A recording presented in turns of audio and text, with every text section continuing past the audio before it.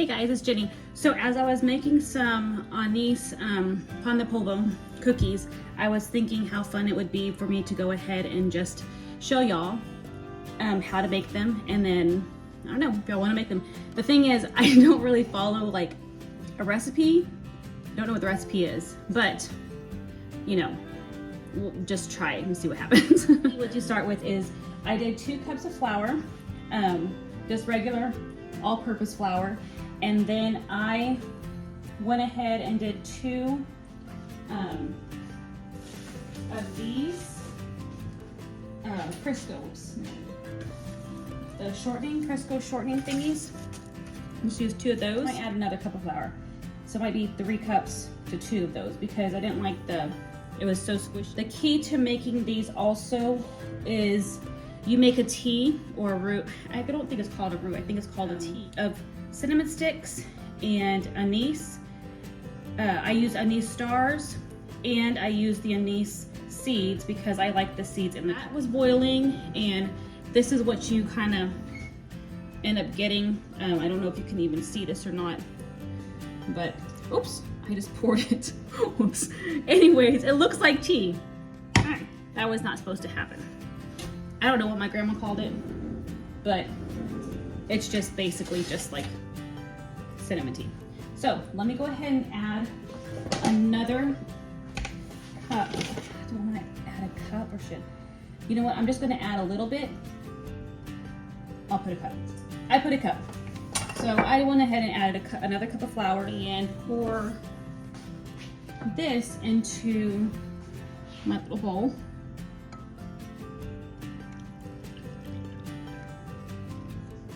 And you just kind of go and just add as you need. Basically what you want is you want to be able to make a ball with it.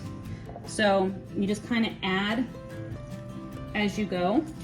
Yeah, so you're just making like a cookie dough, basically. I mean, I'm not really a baker. I just like to make these cookies because they're super, super easy. My grandma Vicki used to make them all the time. Yeah. See how this is like a kind of like a cookie texture? That's all that you do. You can always add more of the tea. I used 3 cups of flour, and then I used 2 of those shortening. So there's, yeah, so 2 cups. It would be 2 cups of this. So 3 cups of flour, 2 cups of shortening, and this is probably, and there's still a little bit of tea left. So maybe, I don't know, like, what is that? That's not even half a cup. So maybe 1/4 of a cup maybe. What you're doing is you're just rolling. You can make them however big or small. And so as you put it on the pan, see that? As I put it on the pan, I just put it, ignore my old pan. But as I put it on the pan, I push a little thingy inside. I don't know why I do that. That's what my grandma did. But yeah, you just make a little ball. See a little ball? And you just put it on the pan, and then you just use your thumb and you just push down. Let me show you. You just kind of roll it together. And they're not all going to be the same size. Does that affect the way that it all like cooks and stuff? Probably. I don't know. We'll see.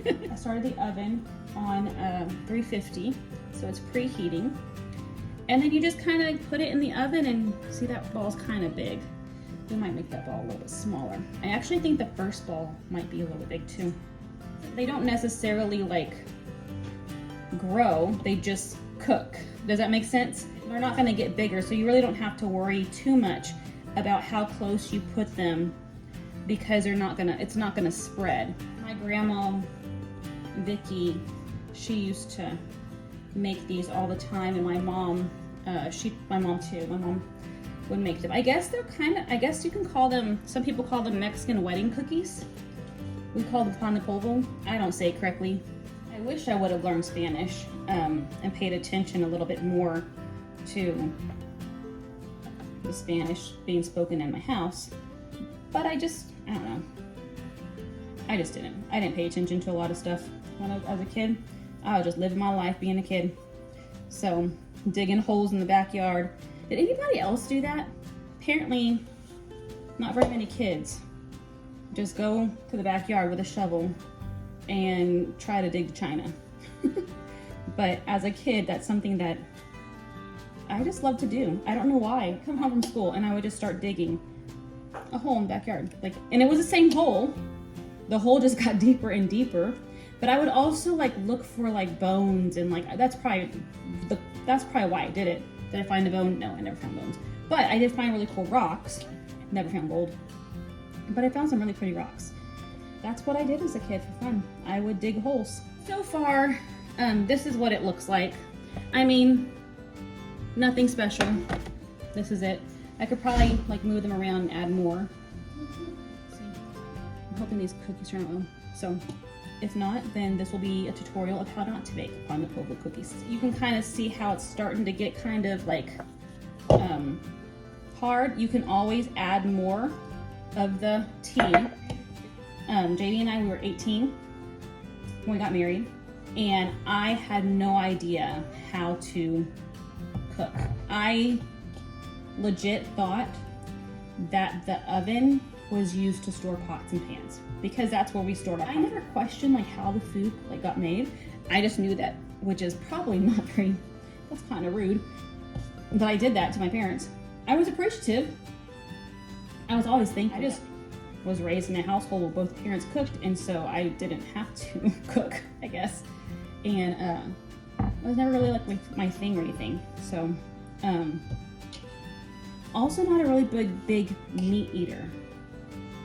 That could be the reason why I didn't cook, because I did not like meat. So when JD and I first got married, I thought the oven was to store pots and pans. I did not know how to cook.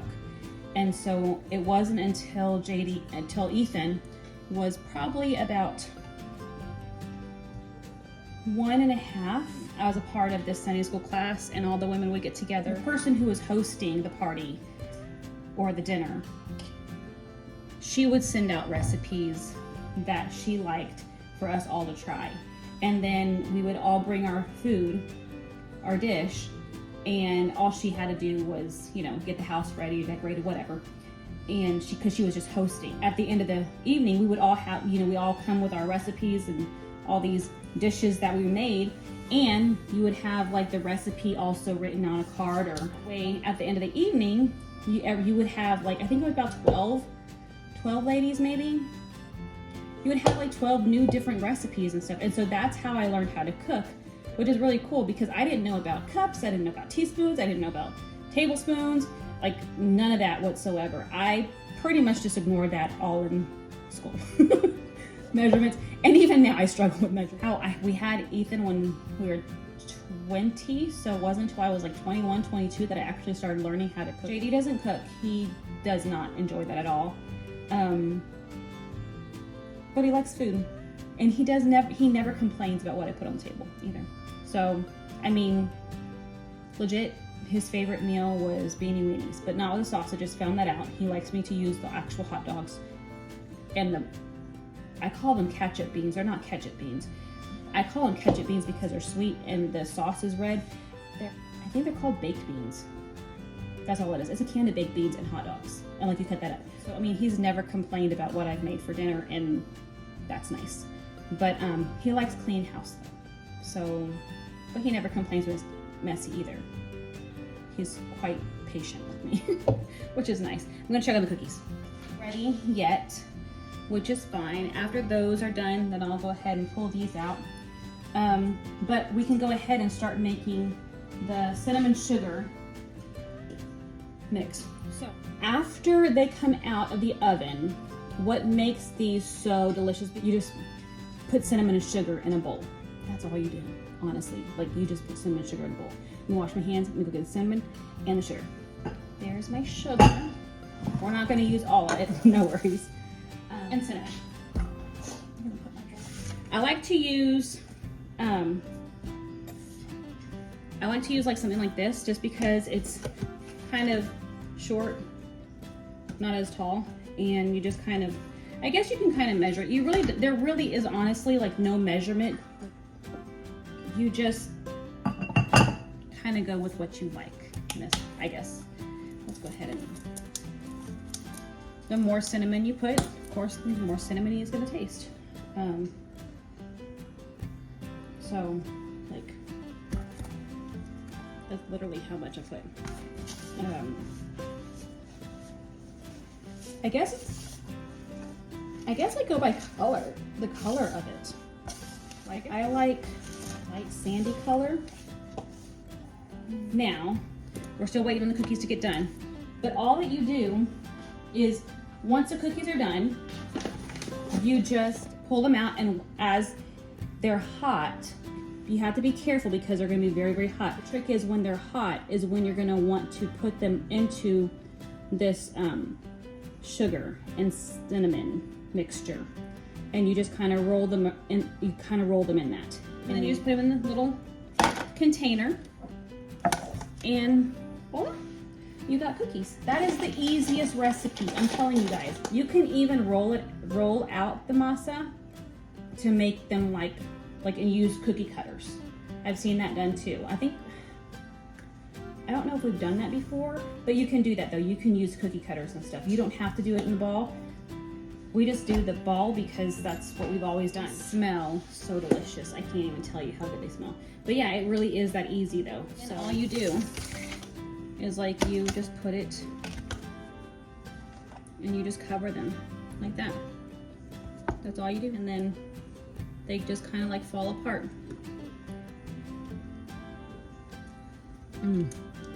They like, I don't know if you can even see that, but it's just like,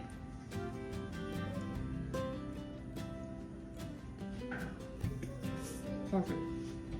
Like, they just break apart in your mouth. They're just very, I don't even know how to explain it, but they are my favorite cookies.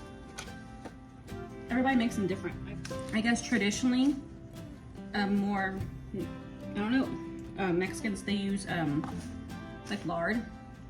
I don't like using lard. I just don't like the way it tastes. This is literally all that you do. Favorite cookie ever. Yeah, that's it. So thank y'all for joining me. Bye.